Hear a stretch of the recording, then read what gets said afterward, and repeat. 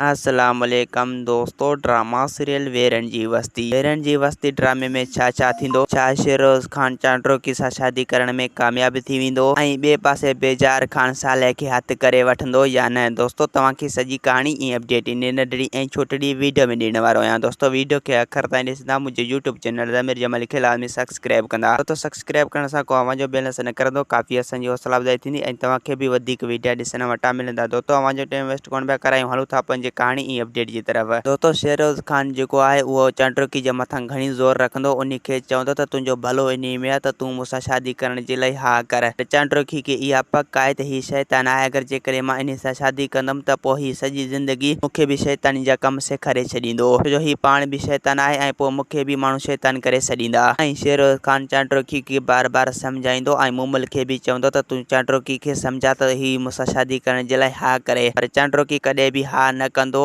जो चांड्रोकी खे ख़बर आहे त हीउ ज़ालिम इंसान आहे। ऐं ॿिए पासे दोस्तों हाणे तव्हां ॾिसंदो त बेजार खान घणी कोशिशि कंदो पंहिंजे साली खे ॻोल्हण लाइ ऐं पंहिंजा माण्हू हर जाइ ते मोकिलींदो, बहरहाल हाली फ़िलहाल पंहिंजी उनजी साली उनखे कॾहिं बि न मिलंदी ऐं साले जे पोयां बि हिकु ॾींहुं राति हिकु करे छॾींदो। बहरहाल हाली फ़िलहाल साले खे बि हथु न करे वठंदो, छो जो साले ऐं उनजी साली अहिड़े जॻह ते रहियल आहिनि जिते बेजार खान जा पखी बि नथा उते पहुची सघनि। बहरहाल बेजार खान केॾी बि कोशिशि करे, बहरहाल इन्हनि ॿिन्हिनि खे कॾहिं बि हथु न करे वठंदो, छो जो साले उते वॾी ताक़त सां रहियल आहे ऐं हुते मज़बूत आहे। हुते बेजार खान जा माण्हू कॾहिं बि उते न पहुची सघंदा ऐं बेजार खान पंहिंजे माण्हुनि खे चवंदो त तव्हां टिड़ी वञो, अगरि तव्हांखे हथु अची वञे त पोइ मूंखे फ़ोन लाज़मी कजो, जो रुॻो साले हिकु चकर मुंहिंजे साम्हूं अचे त पोइ मां उनखे ॾींहं जा तारा ॾेखारींदुसि, आईंदा हू अहिड़ी ग़लती न कंदो। ऐं बेजार खान जा माण्हू बेजार खान खे चवंदा त जीअं असांखे हथु आयो त पोइ असां रिश्तनि जे हवाले उनखे ज़रूरु कंदासीं ऐं तोखे फ़ोन करे बि ॿुधाईंदासीं। दोस्तों उमेद त कहाणी आई हूंदी, अव्हांखे पसंदि, असांखे ॾींदा हाणे इजाज़त, वरी तव्हां सां मिलंदासीं के नई ईंदड़ वीडियो में। जेसीं ताईं पंहिंजो ख़्यालु रखंदा। ख़ुदा हाफ़िज़।